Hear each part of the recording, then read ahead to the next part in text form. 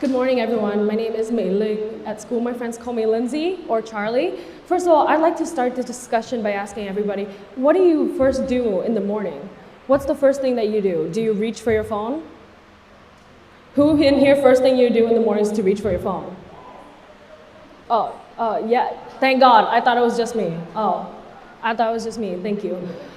First thing we do is reach for our phone. What do? We try to get on social media. We check our messages. And we probably read the news. For the older people in the audience, we read the news, we listen to broadcasts. So my routine probably consists of something like first checking messages. Oh, no messages. No one says, good morning, beautiful. Oh, my bad. Irritation number one. And then I check social media, and it's some guy judging me for not waking up at 5 a.m. to get my routine ready. Another irritation. And I check the news, and it's like, oh, another war, another fight, some more political polarization. And then the rest of the day, I just end up feeling sour and agitated. And at the end of the day, I feel like, wow, I've had such a bad day. And because of that, we don't realize the correlation and causation of media and how it affects our mentality throughout the day. We don't realize it, but the negative bias and confirmation bias that we're being fed in the media, it's dystopian. We believe in this narrative because everything we see on the internet, yes, we say that, oh, not everything on the internet is true or fake, but do we acknowledge it? Do we acknowledge the fact that even the things that we see is not always black and white? Or do we still consume that content without the knowledge that, oh, this person could be wrong? We shun out everybody in our lives because we only believe in what we see. This is Orwellian media. This is the control that the media has on us.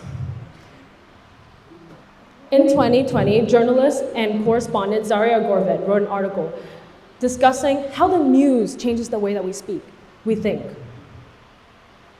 In this article, it discusses confirmation bias, political polarization, as well as negative bias, our prone and inheritance to be interested in negative things, conspiracies, controversies, things that prove that we are right. And we mourn and we feel bad for these negative things, like, oh no, I feel so bad for them.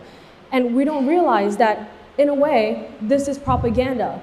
A lot of people like to label themselves as liberals or conservatives, but at the end of the day, we're being fed the same media to tell us that it's a black and white story, that only one side can be right. This is media without nuance.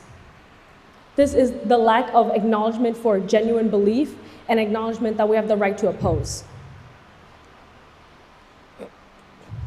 An average hour a day, 2 hours and 41 minutes, is spent on social media. 7 of those hours is digital media. Some can go up to 12. That's 11.5 billion globally. This is the amount of time that we spend on digital media without realizing the amount of information that we're being fed is all due to our own biases, and that it has never been per person. We isolate ourselves from the people who genuinely want to give us feedback. We isolate ourselves from the people with genuine criticism and people who actually wanted to socialize with us, people who had opinions, because we put these people on the internet on a pedestal. We dehumanize them as an icon. We don't see them as the same as other people. But they are just humans, just like us. Yet why don't we go to the opinions of our own friends and families to get knowledge? Why don't we ask them questions? Why do we have to rely on the media? Why do we have to rely on these people that we put on pedestals to form these parasocial relationships? Because of these parasocial relationships, we can't differentiate what is reality anymore. We're being fed sensationalism. We're being sent headlines, headlines, and headlines. We're being fed political polarization, and we're being fed narratives. Narratives that it's us versus them.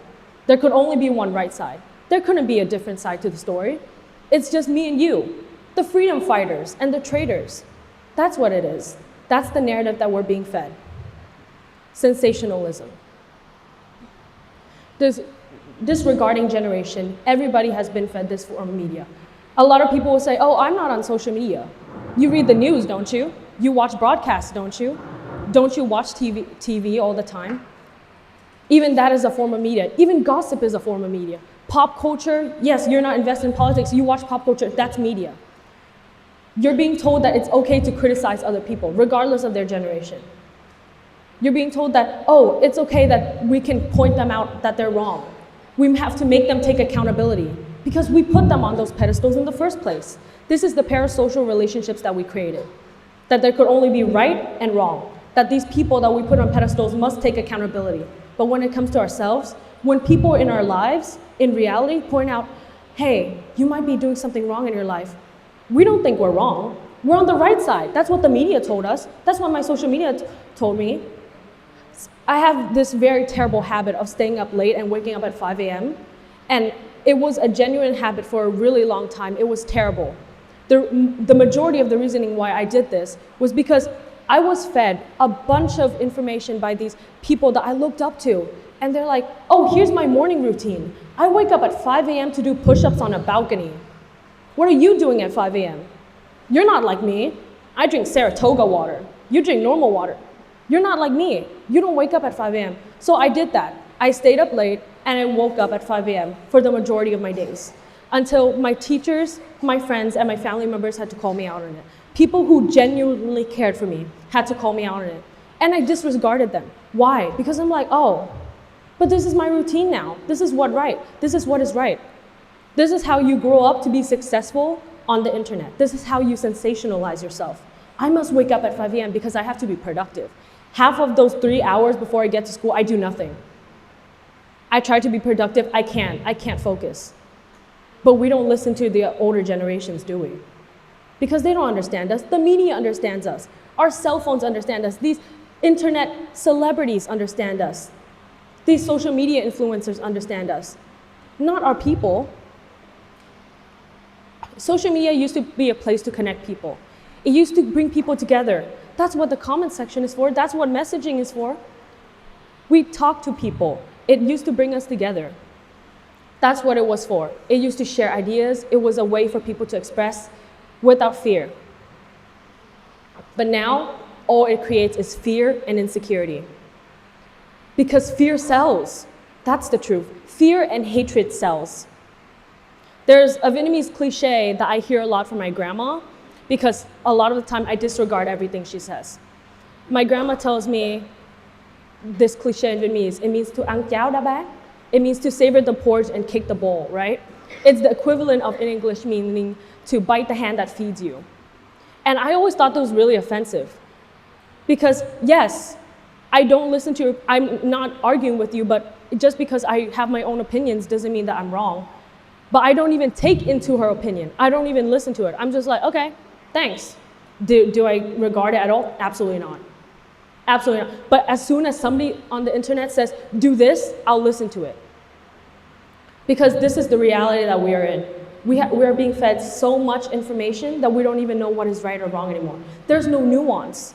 The reality is we don't acknowledge our right to oppose, our right to have opinions, our right to doubt the information that we're being fed. Because of this, it creates insecurities and fears within ourselves that we might be doing something wrong. But at the same time, it creates righteous beliefs that, yes, I'm doing something wrong, but I'm on the right side. I'm not on the wrong side, I'm on the right side of the cycle. You're on the wrong side. The algorithm does this to everybody. The media is being fed to everyone. Everybody has confirmation bias and they're being fed certain things to tell us that we're right. That's what our human interest is in. We're only interested in things that prove us to be right. Yet when somebody in our lives tells us that we're wrong, we disregard it. Especially using celebrities or quoting critics. People with expertise. We believe in this because, oh, they're an expert in this. They must be right. There's no wrong way to this. This is the reality that it creates. That we are always in the wrong and that we are ungrateful if we ever question them. The reason why I brought up that cliche is because I think it symbolizes a lot of things in this context. When I say symbolize, I mean the bowl, right? It's the parasocial relationship that we build. And it's the relationship that we have in real life. The bowl represents the relationship that we molded and we build together. The porridge represents the things that we've done for each other. The first services, the things that we've given each other. The kicking, that's obviously a matter of betrayal, right? It represents us. We would never betray the people that we believe in. We would support them fully. Whether they're a celebrity or an internet icon, we support them fully. We could not betray them. We support them financially and digitally with our likes and our clicks. That's what we do. But when it comes to our own people, we could so easily kick that ball without even a single regard. Oh, but it's because you're not on the internet. You're not this famous celebrity. We don't put them on a pedestal. Humiliation. That's what it is. We lack humility to even admit our wrongdoings, but we look for it in other people. We make sure these people that we're looking up to take accountability. But how come when we have arguments with people in real life, we don't make them take accountability? We don't take accountability for ourselves. We don't consider their opinion, and we don't even give them a chance to explain. We don't give them a chance to take accountability. We don't give it to ourselves, but we give it to the people that we put on a pedestal. These people that we see in the internet. We give them chances, oh, because they're right. We can't betray them. We can't kick the long relationship that we've built with them over the years because they saved us. They understand how we feel. Half of the time, these contents that they're posting that are relatable, it's relatable to themselves. Yes, you can relate to them, but they don't know who you are. They don't know who you are. These people that we put above us, they don't know us. But the people around us, they do. And yet we so quickly kick that ball out of ungratefulness, but when we do it to other people, we feel the guilt. We can't be ungrateful to these people who have served us so many years on the internet. The media, we can't betray the New York Times for reporting on something incorrectly. We can't betray journalists and the news. They're always right, and we end up being the one in the wrong. And this guilt builds over time to become righteous beliefs that there could only be one correct answer. This guilt builds up to insecurities and depression.